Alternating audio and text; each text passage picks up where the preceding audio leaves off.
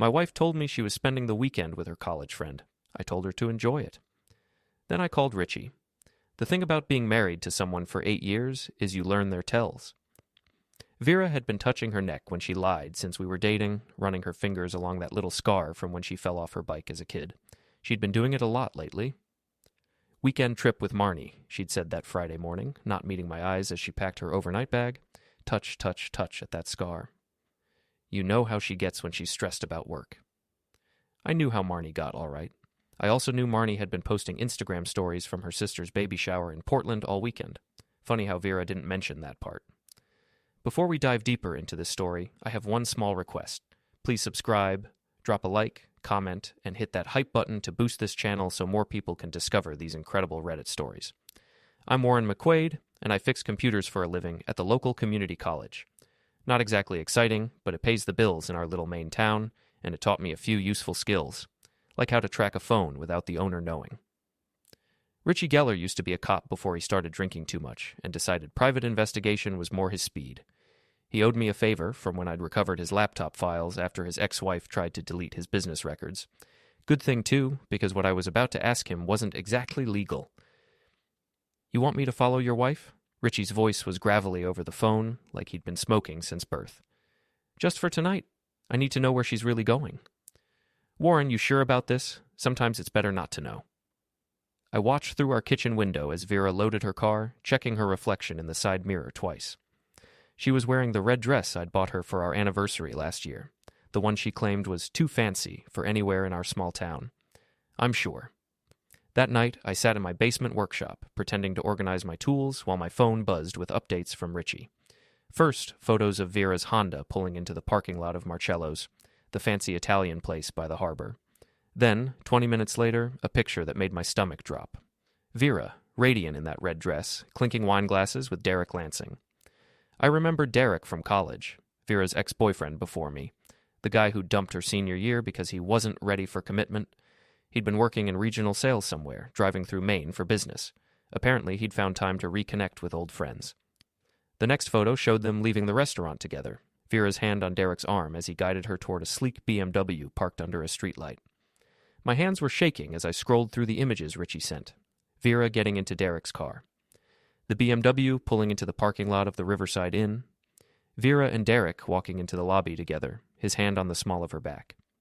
I set the phone down and stared at my workbench. 8 years of marriage. 8 years of me working extra hours to pay for the house she wanted, the vacations she planned, the life she'd designed for us. 8 years of her complaining that our town was too small, too boring, too beneath her. Apparently she'd found a way to make it more interesting. I spent Saturday cleaning the house, doing laundry, organizing closets, normal husband stuff, the kind of thing Vera usually nagged me about not doing enough of. When she texted me Saturday afternoon, having such a great time with Marnie. Might stay another night? I responded with a simple, sounds good, love you. Sunday morning, Richie sent the final batch of photos. Vera and Derek having breakfast at the inn's restaurant, looking cozy and intimate. Her laughing at something he'd said, that genuine laugh she used to give me. Derek walking her to her car in the parking lot, kissing her goodbye like they were teenagers. I printed every photo and laid them out on our kitchen table like a deck of cards. Then I sat down to wait. Vera came home around noon, humming some pop song under her breath. She looked relaxed, happy, glowing even. She dropped her overnight bag by the door and headed for the kitchen, probably planning to grab a coffee and tell me all about her wonderful weekend with Marnie. She stopped dead when she saw the photos. Warren. Her voice was very small. Her hand went immediately to her neck, fingers finding that scar. I can explain. Can you? I gestured to the pictures spread across our table like evidence in a murder trial. Because I'm really curious how you're going to explain having breakfast with Derek Lansing when you were supposed to be consoling Marnie about her work stress. Vera's face went through several expressions: shock, panic, calculation. I could practically see her trying different lies, testing them in her head before discarding them. Finally, she went with the classic. It's not what it looks like. I laughed, actually laughed. It looks like my wife spent the weekend fucking her ex-boyfriend at the Riverside Inn. Are you telling me that's not what happened? She flinched at the word fucking. Vera always hated crude language, said it was beneath us. We ran into each other. He was in town for work, and we got to talking, and Vera. I held up a photo of them kissing in the parking lot. Stop. She stared at the picture, her face crumbling. For a moment, I thought she might actually tell me the truth. Apologize. Try to salvage what was left of our marriage. Instead, she got angry. You had me followed. Her voice rose to that pitch she used when she was gearing up for a fight. You hired someone to spy on me like some kind of stalker. I hired someone to find out where my wife was spending the weekend. Turns out it wasn't with Marnie. This is insane, Warren. You're acting crazy. Crazy as lying to your husband's face. Crazy as wearing the dress he bought you to fuck another man. Vera's hand went to her throat again, but this time it wasn't nervous. It was defensive. Don't you dare talk to me like that. Like what? Like a husband who just found out his wife is cheating? We have problems, Warren. We've had problems for years. You know that. What problems? The problem where I worked 60 hours a week to pay for this house? The problem where I put up with your constant complaints about our life, our town, our friends? Or the problem where I'm apparently not exciting enough for you anymore? She was crying now, but they weren't tears of remorse. They were tears of frustration, of someone who'd been caught and didn't like the consequences. You don't understand. Derek and I, we have history. We connect in ways that you and I never could. Connect. I repeated the word like it tasted bad. Is that what we're calling it? You're being cruel. I'm being honest. Maybe you should try it sometime. Vera wiped her eyes, smearing her makeup. Fine. You want honesty? Derek makes me feel alive again. He makes me remember who I used to be before I got stuck in this dead-end town with a husband who's content to fix computers for the rest of his life. There it was. The truth I'd suspected but never wanted to hear. I wasn't enough for her. I'd never been enough. So what now? I asked. Do you want a divorce? Do you want to run away with Derek and leave all this behind? She looked around our kitchen, the kitchen I'd renovated myself, with the cabinets I'd installed and the tile work I'd learned from YouTube videos. The kitchen where we'd eaten breakfast together every morning for 8 years. I don't know, she whispered. I don't know what I want. Well, let me make it easier for you. I stood up and started gathering the photos. I want you out of my house. Warren, please, can't we talk about this? We just did. She tried to grab my arm as I walked past her toward the stairs. Where are you going? To pack your things. You can stay at Marnie's while you figure out what you want. This is my house, too. I stopped on the bottom step and turned back to look at her. Vera was standing in our kitchen in her wrinkled clothes from her weekend away. Mascara streaked down her cheeks, looking smaller and more pathetic than I'd ever seen her. No, I said quietly. It's not.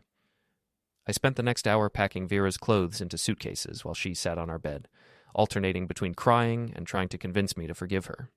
She promised it was just a weekend thing, a moment of weakness, a mistake she'd never make again. She swore Derek meant nothing to her, but I'd seen the photos. I'd seen the way she looked at him, the way she smiled. She'd never looked at me like that, not even when we were dating. When I carried her suitcases downstairs, Vera followed me like a lost dog. Where am I supposed to go? That's not my problem anymore. Warren, please. I'm sorry. I'm so sorry. I loaded her bags into her Honda and handed her the keys. I'll have my lawyer contact you about the divorce. Divorce? She said the word like I'd slapped her. You want a divorce over one weekend? I want a divorce because my wife is a liar and a cheater. The weekend was just when I found out. She got in her car but didn't start the engine. Through the windshield, I could see her crying again, her shoulders shaking.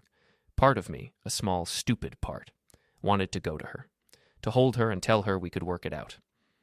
But then I remembered Derek's hand on her back. I remembered her laughing at his jokes. I remembered her saying I wasn't enough. I went back inside and locked the door. The next few days passed in a blur. I took some time off work, claiming I had the flu. I didn't want to deal with people asking where Vera was, why she wasn't around. Our town was small enough that everyone knew everyone else's business, but I wasn't ready to share mine yet. Vera called constantly. She left voicemails begging me to reconsider, promising to cut off all contact with Derek, swearing she'd do anything to save our marriage. I deleted them without listening to most of them. On Wednesday, she showed up at my office at the college. I was in the middle of fixing a professor's laptop when my coworker Jake knocked on my door.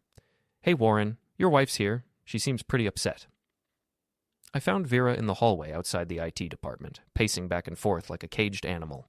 She'd lost weight in just a few days, and her usually perfect hair looked like she'd been running her hands through it. We need to talk, she said when she saw me. No, we don't. Warren, please, I made a mistake, a terrible mistake, but we can fix this. There's nothing to fix. You cheated. It's over. It was one weekend. That I know about. She stopped pacing. What's that supposed to mean? How long, Vera? How long have you been talking to Derek?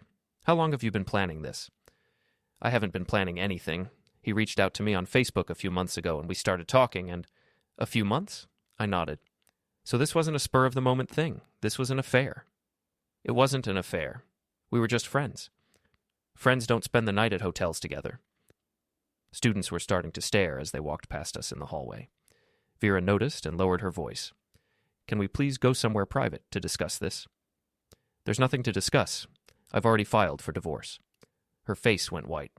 You what? I filed yesterday. You'll be served with papers soon. Warren, you can't be serious. Dead serious. She stared at me like she'd never seen me before. This isn't like you. You're not vindictive. You're right.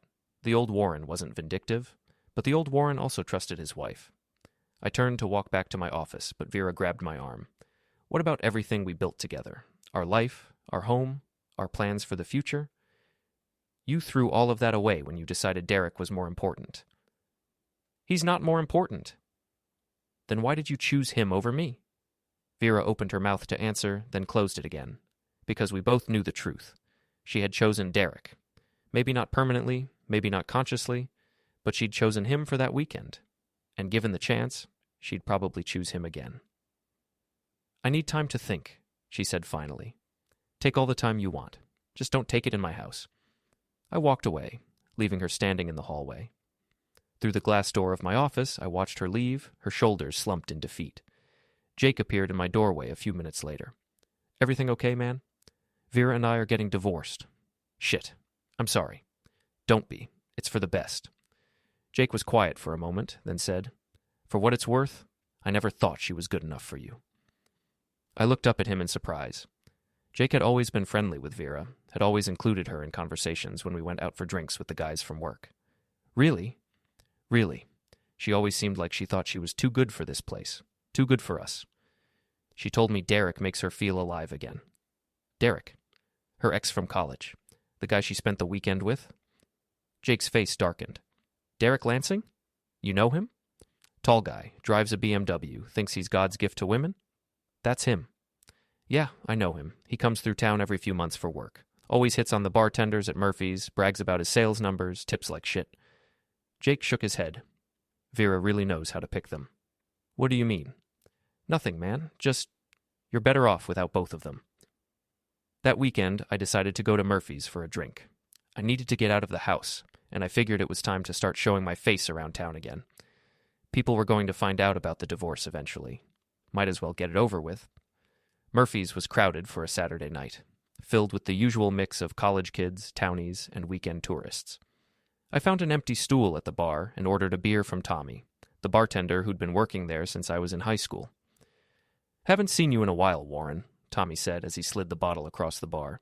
Where's Vera tonight? Vera and I separated. Tommy's eyebrows went up, but he didn't ask for details. Bartenders were good that way. I was halfway through my beer when I heard a familiar laugh from across the room. I turned around and saw Derek Lansing holding court at a table near the back, regaling a group of younger guys with some story that involved a lot of hand gestures. He was wearing an expensive-looking shirt and a watch that probably cost more than I made in a month. That's the guy? I said to Tommy. Which guy? The one my wife left me for. Tommy followed my gaze and his face soured. Derek? Seriously? You know him too? Unfortunately, he comes in here every couple months, acts like he owns the place, hits on anything with a pulse. Tommy leaned closer. Last time he was here, he tried to get one of the college girls to go back to his hotel room. When she said no, he called her a tease and threw his drink at her. Nice guy. Real prince. Tommy refilled my beer without being asked. I'm sorry, Warren. Vera always seemed smarter than that. I was about to respond when Derek's voice got louder. He was telling the guys at his table about his weekend conquest, describing in graphic detail how he'd reconnected with an old girlfriend. Married chick, he was saying, hasn't been getting any attention at home, if you know what I mean. Practically threw herself at me.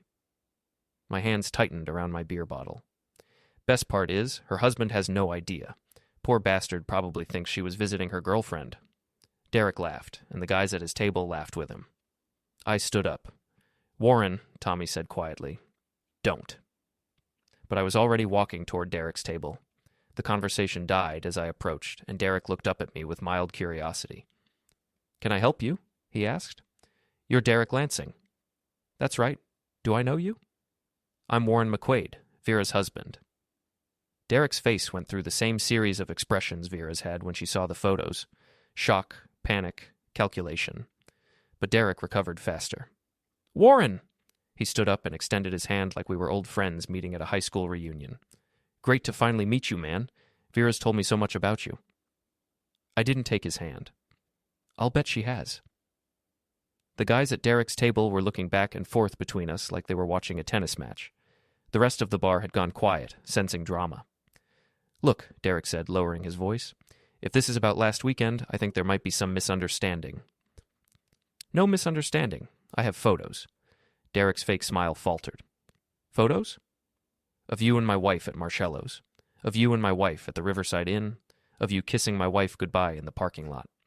"Shit!" one of the guys at the table muttered. Derek glanced around nervously, realizing that our conversation had an audience. "Maybe we should discuss this outside." "I don't think so. I think we should discuss it right here, where everyone can hear about what kind of man you are." "Warren, I understand you're upset, but—" "Upset?"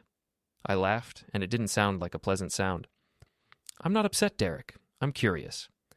I'm curious about what you told those guys about your weekend. Something about a married woman throwing herself at you?" Derek's face flushed red. "I was just talking, man. Locker room stuff." "Locker room stuff. Right."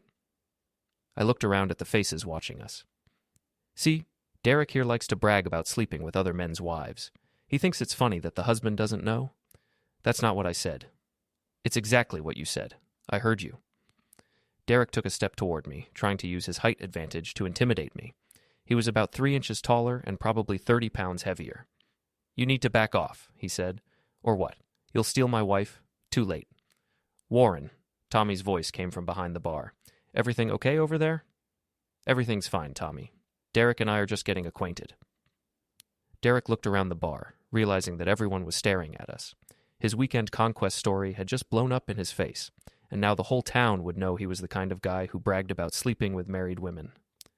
"This is bullshit," he muttered. "What's bullshit is you coming to my town, sleeping with my wife, and then bragging about it to strangers. Your wife came on to me." The words hung in the air like a challenge. I felt something cold settle in my chest, a calm that I'd never experienced before. "Is that right?" "That's right. She called me, she arranged the weekend, she paid for the hotel room. So if you want to blame someone for your marriage falling apart, blame her." I nodded slowly. "You know what, Derek? You're absolutely right." He looked surprised. "I am?" "You are. Vera made her choice. She chose you over me, and now she has to live with the consequences." "Exactly. But here's the thing." I stepped closer to him, close enough that I could smell his expensive cologne. "You also made a choice. You chose to sleep with a married woman, and then you chose to come into this bar and brag about it like some kind of conquest. So? So now you get to live with the consequences too." Before Derek could ask what I meant, I turned and walked back to the bar. The crowd parted to let me through, and I could hear the murmur of conversation starting up behind me. "That was restrained of you," Tommy said as I sat down. "I'm not done yet." I pulled out my phone and scrolled through my contacts until I found the number I was looking for. Derek's boss at the regional sales company. I'd looked him up online after Richie first told me Derek's name. "Warren, what are you doing?" Tommy asked. "Making a phone call." I dialed the number and waited. It rang 4 times before a gruff voice answered. "Hello? Is this Bob Mitchell?" "Yeah, who's this?" "My name is Warren McQuaid. I'm calling about one of your employees, Derek Lansing." There was a pause. "What about him?" "He's in my town right now, in a bar called Murphy's, bragging to a room full of people about sleeping with married women while he's supposed to be on business trips." "What?" "He just finished telling a table full of guys about his weekend conquest, describing in graphic detail how he seduced someone else's wife. Thought you might want to know what kind of representative your company has on the road." Another pause, longer this time. "Are you sure about this?" "I'm sitting 20 feet away from him right now. Would you like me to put him on the phone?" "No, that's not necessary. Thank you for calling, Mr. McQuaid. I'll handle this." I hung up and turned back to watch Derek, who was still at his table, probably trying to do damage control with his audience. His phone rang about 30 seconds later. I couldn't hear what his boss was saying, but I could see Derek's face go white as he answered. The conversation was short and one-sided, with Derek mostly saying, "Yes, sir," and "I understand, sir." When he hung up, he looked around the bar until his eyes found mine. The expression on his face was pure hatred. He said something to the guys at his table and walked over to where I was sitting. "You son of a bitch," he said quietly. "Problem, Derek?" "You just cost me my job." "No, Derek. You cost yourself your job when you decided to brag about your extracurricular activities in public. This isn't over. Yes, it is. You're going to leave town, you're going to stay away from my wife, and you're going to find a new line of work, preferably somewhere far from here." Derek leaned closer, his voice dropping to a whisper. "You have no idea who you're messing with." "Actually, I do. I'm messing with a guy who just lost his job for bragging about sleeping with married women. A guy who's about to lose a lot more if he doesn't walk away right now." "What's that supposed to mean?" I smiled at him, and I could see in his eyes that it wasn't a nice smile. "It means I'm just getting started." Derek stared at me for a long moment, then turned and walked out of the bar. I watched through the window as he got into his BMW and drove away, probably heading back to whatever hotel he was staying at to pack his things. "Damn, Warren," Tommy said. "Remind me never to get on your bad side." Derek brought it on himself. "What did you mean when you said you were just getting started?"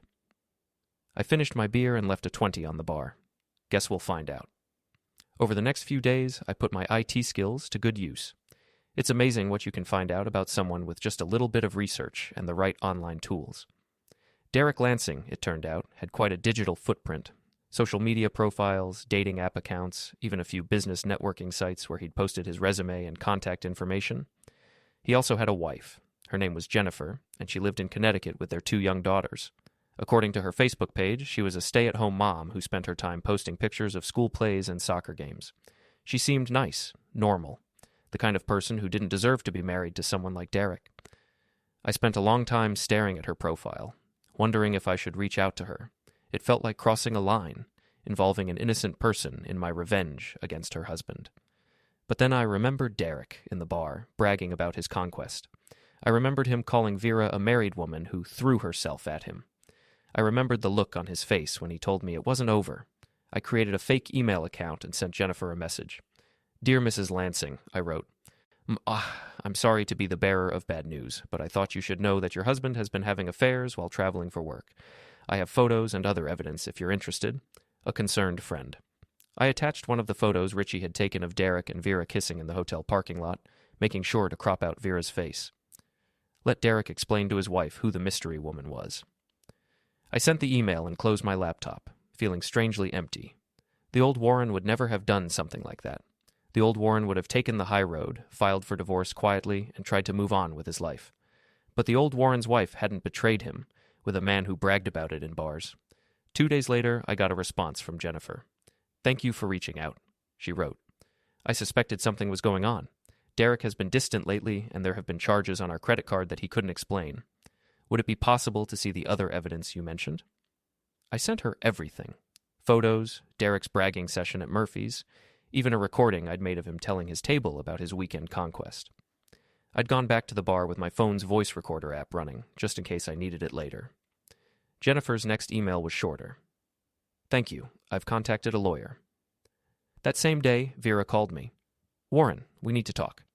"I told you, there's nothing to talk about. Derek's wife is divorcing him. She's taking the kids and half his assets. His company fired him. His life is falling apart." "Good. Good?" Vera's voice rose. "Warren, what did you do?" "I did what Derek did. I told the truth." "You destroyed his life." "No, Vera. Derek destroyed his own life when he decided to sleep with other men's wives and brag about it. I just made sure the right people found out. This is insane. This isn't like you. You keep saying that, but maybe you never really knew me." There was a long silence on the other end of the line. "What about us?" Vera asked finally. "What about our marriage? What about it? Can we try to work things out? Derek's out of the picture now. We could go to counseling, we could—" "Vera, stop. Please, Warren. I know I made a mistake, but—" "You didn't make a mistake. You made a choice. You chose Derek over me, and now you have to live with that choice." "But Derek's gone now." "So, if it wasn't Derek, it would have been someone else eventually. You told me yourself that I'm not enough for you. I was angry when I said that. I didn't mean it. Yes, you did. And you know what? You were right. I'm not enough for the person you want to be, but I'm enough for the person I am. I don't understand. I don't need you anymore, Vera. I thought I did, but I don't. I hung up and turned off my phone. A week later, I ran into Marnie at the grocery store. She was Vera's best friend and coworker, the one Vera had supposedly been visiting when she was actually with Derek. Warren, Marnie seemed surprised to see me. How are you holding up? I'm fine. Vera's staying with me, you know. She's pretty broken up about everything. I'm sure she is. Marnie shifted uncomfortably. She told me what happened with Derek. I had no idea she was seeing him. Didn't you? What do you mean? I mean, you're her best friend. You talk every day. You really had no idea she was having an affair? Marnie's face flushed. Of course not. If I'd known, I would have told her to stop. Would you have told me? She didn't answer right away, which was answer enough. Vera made her own choices, I said, but so did everyone else who knew about it and kept quiet. Warren, that's not fair. Fair? I laughed. Nothing about this situation is fair, Marnie. My wife lied to me for months, used you as cover for her affair, and then tried to blame me when she got caught. Where exactly is the fairness in that? She's sorry. She wants to make things right. Then she should have thought of that before she slept with Derek. I paid for my groceries and left Marnie standing in the cereal aisle, looking like she'd been slapped. That night, Vera showed up at my house. She was crying before I even opened the door. Please, she said, can I come in just for a few minutes? Against my better judgment, I let her in. She looked terrible, thin, pale, like she hadn't been sleeping. Her hair was pulled back in a messy ponytail, and she wasn't wearing any makeup. The house looks good, she said, looking around our living room. It's my house now. Warren, I'm begging you. Please give me another chance. Why? Because I love you. No, you don't. Yes, I do. Vera, if you loved me, you wouldn't have spent months planning an affair with your ex-boyfriend. If you loved me, you wouldn't have lied to my face every day for God knows how long. If you loved me, you wouldn't have told Derek that I wasn't enough for you. She flinched. How do you know about that? Because Derek's a talker. He told half the bar about your weekend together, including what you said about your boring husband. I was angry. I was confused. I didn't mean any of it. Which part didn't you mean? The part where you called me boring, or the part where you fucked him? Vera started crying harder. I made a mistake. People make mistakes. This wasn't a mistake, Vera. This was a choice. A series of choices. You chose to reconnect with Derek.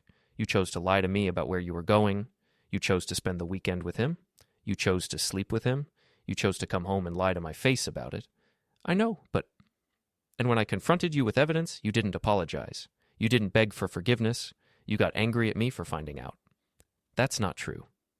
It's exactly true. You were more upset about being caught than you were about hurting me.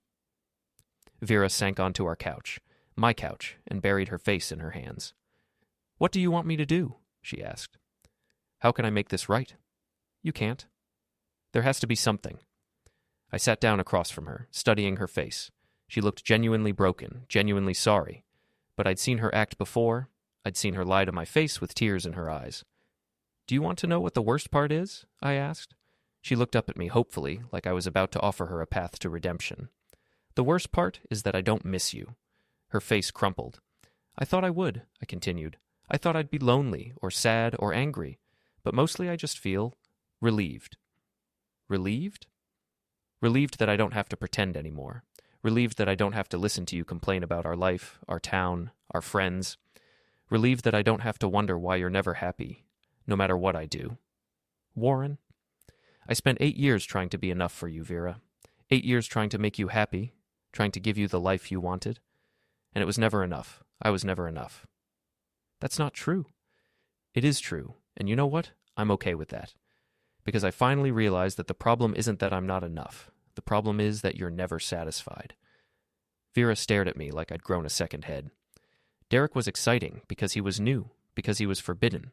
But if you'd left me for him, how long do you think it would have taken before you got bored with him too? I don't know. I do. 6 months, maybe a year. Then you would have found someone else to blame for your unhappiness. You're being cruel.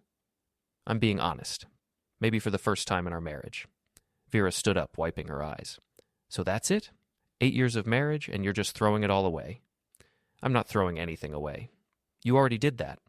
She walked to the door, then turned back to look at me one more time. I hope you're happy, she said. I am. And the strange thing was, I meant it. After Vera left, I poured myself a drink and sat on my back porch, looking out at the yard I'd spent years maintaining. The grass needed cutting, and the flower beds Vera had insisted on were starting to look overgrown. I'd have to decide what to do with them. My phone buzzed with a text message. It was from an unknown number. This isn't over, it said. I smiled and deleted it. Derek was probably sitting in some motel room, his life in ruins, sending threatening messages to the man who'd exposed him. Let him threaten. What was he going to do? Steal my wife? Too late. The divorce was finalized 3 months later. Vera got half of our savings and her car. I got the house, my retirement accounts, and my freedom. She moved to Portland, claiming she needed a fresh start in a bigger city. I heard through the grapevine that she was working at another insurance company, living in a studio apartment, dating a guy who sold real estate. Derek, according to the internet, had moved back in with his parents in Ohio while he looked for a new job. His wife had taken the kids and moved to her mother's house in Florida. His LinkedIn profile said he was exploring new opportunities. As for me, I kept my job at the college, kept my house, and started dating a librarian named Susan who thought small towns were charming and IT guys were underrated. 6 months after the divorce, I ran into Marnie at Murphy's. She was with a group of friends celebrating someone's birthday. When she saw me, she came over to say hello. Warren, how are you? I'm good, Marnie. How's Vera? She's adjusting. Portland's been good for her. I'm glad to hear it. Marnie looked like she wanted to say something else, but wasn't sure how to bring it up. What is it? I asked. She asks about you sometimes, wonders how you're doing. And what do you tell her? That you seem happy. I am happy. She is too, Marnie said quickly. She's dating someone new, a nice guy. Good for her. Marnie studied my face, probably looking for signs of jealousy or regret. She didn't find any. You really are okay with all this, aren't you? Marnie, Vera, and I were wrong for each other. It took her cheating for me to realize it, but we were. She deserves to be with someone who can give her the life she wants, and I deserve to be with someone who wants the life I can give. That's very mature of you. It's very honest of me. I finished my drink and stood up to leave. Warren, Marnie called after me. For what it's worth, I think Vera knows she made a mistake. I turned back to look at her. Which mistake? Cheating on me or marrying me in the first place? Marnie didn't have an answer for that. A year later, I married Susan in a small ceremony at the college chapel. Vera sent a card, no note, just her name signed at the bottom. I threw it away without showing it to Susan. Derek never did get his revenge. His threatening text messages stopped after a few weeks, probably when he realized I wasn't intimidated. Last I heard, he was working at a car dealership in Cleveland, living in a one-bedroom apartment, paying alimony and child support to a woman who'd moved halfway across the country to get away from him. Sometimes people ask me if I regret how I handled the situation, if I think I went too far in destroying Derek's life, or if I should have tried harder to save my marriage. The answer is no. Vera made her choice when she decided I wasn't enough for her. Derek made his choice when he decided to brag about sleeping with other men's wives. I just made sure they both had to live with the consequences. And for the first time in years, I was living with consequences I could be proud of.